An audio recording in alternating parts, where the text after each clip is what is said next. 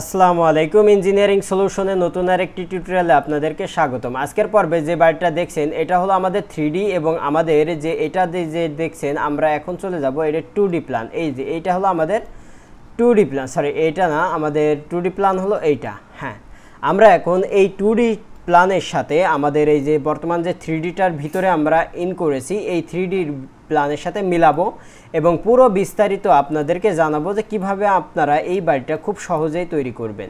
এবং আপনার ইন ডিজাইনটা আমরা যেহেতু ইন্টেরিয়র ডিজাইন করছি, সো ইন্টেরিয়র ডিজাইনটা দেখাবো, আর এক্সটেরিয়র যে ডিজাইনটা বাহিরের যে ডিজাইনটা সেটাও আপনারা করতে পারবেন। তো আমাদের যেহেতু আমাদের প্ল্যানটা চলে এসছে এবং এই প্ল্যান অনুযায়ী আমরা এই ডিজাইন বিস্তারিত আলোচনা করব।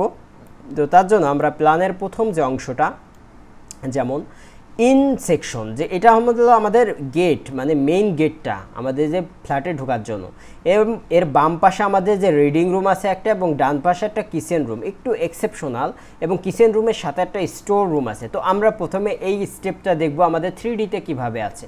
তো চলুন আমরা এই যে প্রথমে ইনটা আমরা যদি একটু ঢুকি, এই যে এখান থেকে দেখতে পাচ্ছেন এইটা হলো আমাদের ইন গেট। ইন গেটে ঢুকেই প্রথমে আমরা কিন্তু এই দিকে দেখতে পাচ্ছি আমাদের একটা কিচেন রুম আছে। এটা কিন্তু ওপেন কিচেন, বর্তমান ডিজিটাল কিচেন বলা যায়। বর্তমানে ডিজিটাল যুগে মানুষ ওপেন কিচেনটাই বেশি রাখে। তো ওপেন কিচেনের সাথে আমাদের কিন্তু একটা স্টোর রুম আছে। এই যে এখানে দরজা দেখছেন, এটা আমাদের একটা স্টোর রুম। তো কিচেনের আমরা বলছিলাম প্রথমে কিচেন রুম থাকবে এবং তারপরে কিচেনের অপোজিটে যে অংশটা এখানে একটা রিডিং রুম, এই যে আমাদের রিডিং রুমটা দেখতে পাচ্ছেন। তো কিচেনের অপোজিটের পাশে আমরা একটা রিডিং রুম রেখেছি। তো এখন আমরা চলে যাব যে এর ডাইনিং টেবিল, যে ডাইনিং ড্রয়িংয়ের যে অংশটা সেখানে। তো আমরা কিচেনের যে প্রথম যে অংশটা দেখলাম স্টোর, কিচেন এবং রিডিং রুম, তার পরবর্তীতে আমরা এখানে পাচ্ছি যে ডাইনিং রুম। ডাইনিং রুমের পরে আমাদের একটা রুম ঢুকবে এবং প্রত্যেকটা রুম কিভাবে ঢুকছে সেভাবে আমরা দেখব। তো প্রথমে ডাইনিং থেকে আমরা ডান পাশে যে রুমটা আছে এই রুমে চলে যাব। তো আমরা এখন 3Dতে গেলাম এবং এখানে আমাদের যে ডাইনিং রুমটা আছে সেই ডাইনিং রুমের ভিতর দিয়ে আমরা সোজা বলেছিলাম ডান পাশের রুমটায় যাব। তো আমাদের এই ডাইনিং রুমে এখানে একটু ওয়াল ডেকোরেশন করা আছে, দেখছেন অপোজিটে আমাদের ফ্রিজ আছে। তো আমরা এখন চলে যাচ্ছি ডাইনিং রুম থেকে ডান পাশে যে রুমটা এই রুমে, এই যে আমাদের রুমে চলে আসছি এবং এইটা হলো আমাদের রুমের ইন্টেরিয়র ডিজাইন।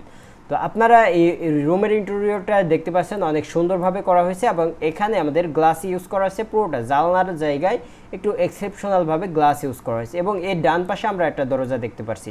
তো এর ডান পাশে দরজা বলতে আমরা যদি একটু প্ল্যানে চলে যাই তাহলে বুঝতে পারবেন।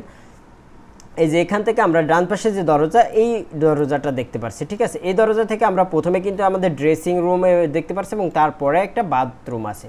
তো আমরা আমাদের 3Dতেও সেমভাবে চলে যাব, এর ভিতরে আমরা ঢুকবো, দেখবো কি আছে আসলে। এই যে এখানে আমাদের বেসিন আছে এবং অপোজিটে আমাদের দেখতে পাচ্ছেন এখানে আমাদের ড্রেসিং রুম আছে। যে তারপরে যে আমরা একটা দরজা দেখতে পাচ্ছি। তো আমাদের এই দরজাটা কোনটা? এটা হলো এই যে বাথরুম দেখছেন, এই বাথরুমের দরজাটা।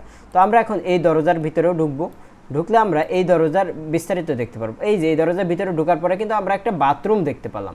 তো এইটা হলো আমাদের যে এই বাথরুমটা, এই যে একেবারে প্রথম পর্যায়ে যে বাথরুমটা, জাস্ট আমরা এখান থেকে ঢুকে এই দিক দিয়ে যে এই যে বাথরুমে ঢুকছি।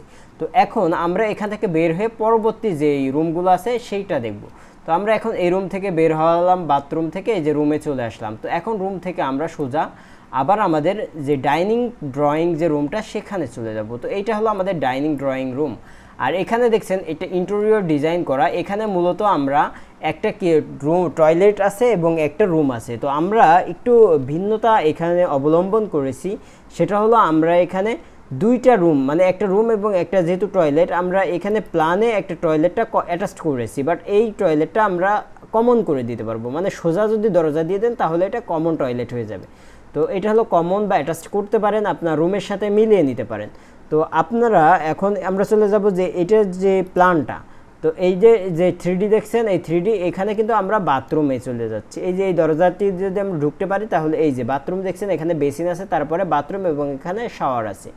তো এটা হলো আধুনিক ডিজাইনের যে বাথরুমগুলো তৈরি হয় এবং এখানে একটু ওয়াল ডেকোরেশন করা হয়েছে। তারপরে যে আমরা অংশটা দেখতে পাচ্ছি এইটা কিন্তু আমাদের আরেকটা বেডরুম।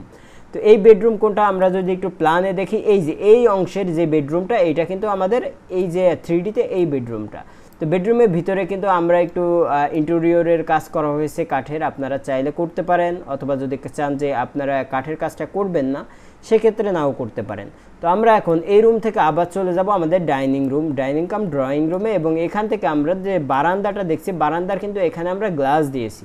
তো আমরা একটু আমাদের প্ল্যানেও দেখি যে এই যে বারান্দার এখানে আমরা গ্লাস দিয়েছি, এবং এটা হলো আমাদের মূল বারান্দাটা।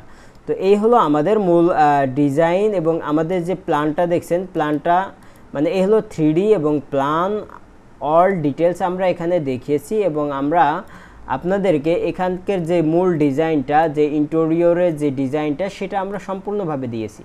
তো আপনারা চাইলে এই ধরনের ইন্টেরিয়র ডিজাইন করে একটা বাড়ি তৈরি করতে পারেন, অনেক সুন্দর হবে।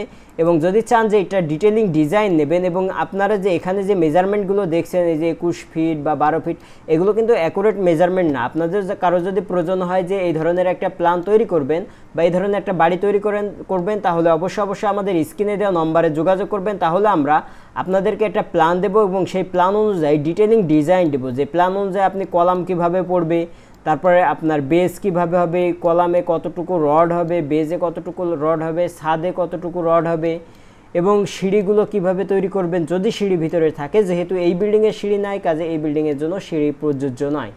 ধন্যবাদ। যদি আমাদের ভিডিও ভালো লেগে থাকে তাহলে অবশ্যই শেয়ার এবং ফলো দিবেন, এবং আমাদের চ্যানেলটি সাবস্ক্রাইব করে আমাদের সাথেই থাকবেন। আসসালামু আলাইকুম ওয়া রাহমাতুল্লাহ।